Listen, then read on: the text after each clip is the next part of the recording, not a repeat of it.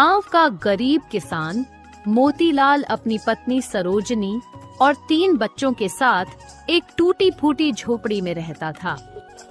ठंड ने गांव में तबाही मचा रखी थी। हर ओर भूख और सर्दी से बेहाल लोग मदद की आस में जमींदार के पास जाते, लेकिन हर बार उन्हें निराशा ही मिलती।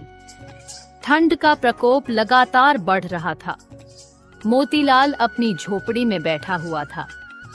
तभी उसकी पत्नी सरोजनी कहती है, ये जी, क्या इस बार भी हम ऐसे ही ठंड में मरने का इंतजार करेंगे? जमींदार के गोदाम में लकड़ियां भरी पड़ी हैं, क्यों नहीं उनसे मदद मांगते? सरोजनी, तुम नहीं जानती, जमींदार गरीबों को तुच्छ समझता है। वह हमारी मदद कभी नहीं करेगा। पिताजी, मैं जमींदार के पास जाऊंगा। अगर हम सब कुछ छोड़ देंगे तो हमारी जान कैसे बचेगी?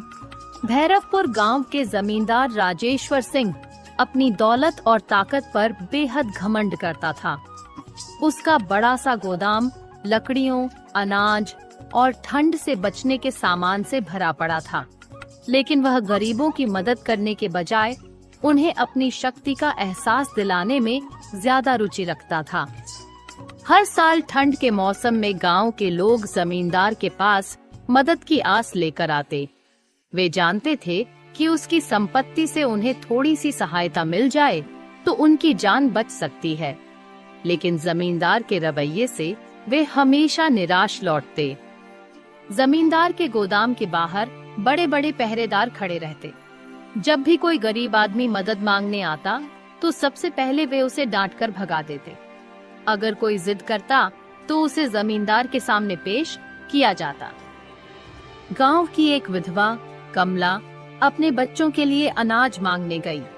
ठंड की वजह से उसका छोटा बेटा बुरी तरह बीमार था। जमींदार साहब, भगवान के नाम पर थोड़ा अनाज दे दीजिए। मेरे बच्चे भूख से मर रहे हैं।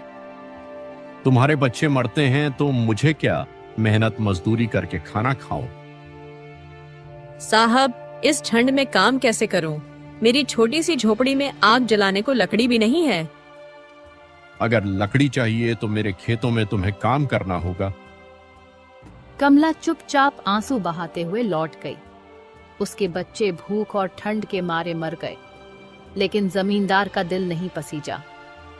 एक और किसान हरि ने साहूकार से कर्ज लेकर जमींदार के खेत में काम किया था। ठंड की वजह से उसकी फसल खराब हो गई और वह कर्ज नहीं चुका पाया। साहब, मेरे पास केवल वही जमीन है। अगर वह भी ले लोगे तो मैं अपने बच्चों को कहां लेकर जाऊंगा? मुझे परवाह नहीं। अगर पैसे नहीं दिए तो मैं तुम्हें और तुम्हारे परिवार को गांव से बाहर फेंक दूंगा। जमींदार की निर्दयता यहीं तक सीमित नहीं थी। उसके गोदाम में इतनी लकड़ी थी कि वह पूरे गांव को ठंड से बचा सकता था, लेकिन वह गरीबों की मदद करने के बजाय ठंड में उनका मजाक उड़ाता। गांव के कुछ लोग एक दिन गोदाम के बाहर खड़े होकर उससे मदद की गुहार लगा रहे थे। जमींदार साहब, ठंड में हमारे पास आग जलाने के लिए लकड़ी नहीं है। कृपा करके कुछ लकड़ी दे दीजिए। तुम लोग हर साल ठंड में रोने आते हो। क्या तुम्हें नहीं पता कि ठंड में खुद को कैसे बचाना चाहिए? साहब, हमारे पास कुछ भी नहीं है। आप ही हमारी मदद कर सकते हैं। अगर लकड़ी चाहिए तो पहले मेरे गोदाम के बाहर बर्फ साफ करो, उसके बाद में कुछ मिलेगा।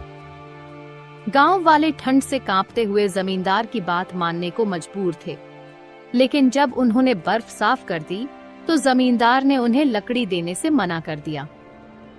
अब ठंड का कहर और भी ज्यादा बढ़ने लगा। ठंडी हवाएं शरीर को चीर देने वाली थीं और सूरज जैसे बादलों में कहीं छिप गया था। हर साल ठंड गांव के गरीब लोगों के लिए एक बड़ी मुसीबत बनती थी, लेकिन इस बार यह मुसीबत मौत का कारण बन रही थी। गांव के अधिकतर लोग गरीब थे और टूटी फूटी झोपड़ियों में रहते थे। उनकी झोपड़ियों में न दरवाजे सही थे और न ही खिड़कियां। ठंडी हवा बेधड़क अंदर घुसती और उनके शरीर को सुन्न कर देती। मोतीलाल, उसकी पत्नी सरोजनी और उनके 3 छोटे छोटे बच्चे दिन रात ठंड से कांपते रहते। झोपड़ी में न तो पर्याप्त लकड़ियां थीं और न ही कोई गर्म कपड़े। बच्चों को सर्दी की वजह से लगातार खांसी और बुखार था। ये जी, यह ठंड हमें मार डालेगी। अगर आग जलाने के लिए लकड़ी नहीं मिली तो हम सब इस झोपड़ी में ही मर जाएंगे। मैं क्या कर सकता हूँ सरोजनी?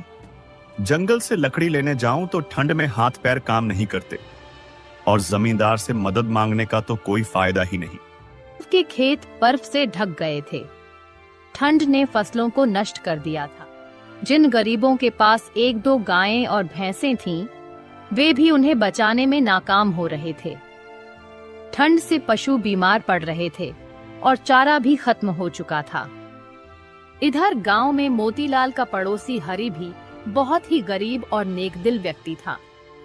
हरि, जो गांव का एक ईमानदार किसान था, अपनी गाय को बचाने के लिए जमींदार से चारा मांगने गया। साहब, मेरी गाय मरने वाली है। अगर वह मर गई तो मेरे बच्चों का पेट कैसे भरेगा? कृपा करके थोड़ा चारा दे दीजिए। हरी, तुम्हारी गाय मेरी जिम्मेदारी नहीं है। अगर चारा चाहिए तो मेरी जमीन पर काम करो। हरि की गाय अगले ही दिन ठंड और भूख से मर गई। ठंड के कारण गांव में बीमारियां फैलने लगीं। छोटे बच्चे और बूढ़े लोग ठंड की वजह से बुखार और निमोनिया जैसी बीमारियों से जूझ रहे थे। गांव में न तो कोई डॉक्टर था और न ही कोई दवा उपलब्ध थी। कमला, जो गांव की एक विधवा थी, उसका 5 साल का बेटा मोहन ठंड और भूख से कमजोर हो गया था। मेरा बच्चा ठंड से मर जाएगा। हे भगवान, कोई है जो मेरी मदद करे। मोहन की हालत बिगड़ती गई और वह एक दिन ठंड और बीमारी का शिकार हो गया। ठंड के साथ साथ भूख ने गांव वालों की परेशानियों को और बढ़ा दिया। जिनके पास थोड़ी बहुत फसल बची थी, वह भी ठंड की वजह से खराब हो गई थी। लोग 2 वक्त की रोटी के लिए भी तरस रहे थे। गांव के कुछ लोग ठंड और भूख से बेहाल होकर एक दूसरे की मदद करने की कोशिश कर रहे थे। के लिए ही कुछ न हो तो वह दूसरों की कितनी मदद कर सकता है। क्या तुम्हारे पास थोड़ी लकड़ी है? मेरे बच्चे ठंड से कांप रहे हैं। मेरे पास खुद के लिए कुछ नहीं है। हम सब एक ही मुश्किल में हैं। ठंड ने धीरे धीरे गांव के कई लोगों की जान ले ली। बच्चों और बूढ़ों की संख्या सबसे ज्यादा थी। हर सुबह गांव में किसी न किसी के मरने की खबर आती। ये जी, यह ठंड हमारे बच्चों को भी ले जाएगी। हमें कुछ करना होगा। सरोजनी, ठंड का कहर हम गरीबों के लिए अभिशाप है। जमींदार के पास सब कुछ होते हुए भी वह हमारी मदद नहीं करेगा। गांव में ठंड का कहर बढ़ने के बाद जहां एक तरफ जमींदार राजेश्वर सिंह की हवेली में हर सुख सुविधा थी, वहीं गांव के गरीब किसान ठंड और भूख से जूझ रहे थे। जमींदार ने गरीबों के दुखों को नजरअंदाज करते हुए अपनी शेखी बघारी थी और इसने गांव वालों के दिलों में क्रोध और नफरत भर दी थी। जमींदार को यह खबर मिली कि मोतीलाल का परिवार ठंड से बचने के लिए बाबा के दिए हुए पुराने कंबल का उपयोग कर रहा है और इस कारण वे सुरक्षित हैं। यह खबर उसे न सिर्फ चिढ़ाने वाली लगी, बल्कि उसे यह भी लगा कि किसी गरीब के हाथों उसकी संपत्ति का नुकसान हुआ है। कैसे हो सकता है कि मेरे गोदाम में आग लगी और मोतीलाल जैसे गरीब लोग बच जाएं? यह सब मेरे लिए अपमान है। उसने ठान लिया कि वह इस मामले का बदला लेगा और मोतीलाल को अपनी ताकत दिखाएगा। उसने तुरंत अपने पहरेदारों को मोतीलाल को पकड़ने के आदेश दिए। अगर घर बैठ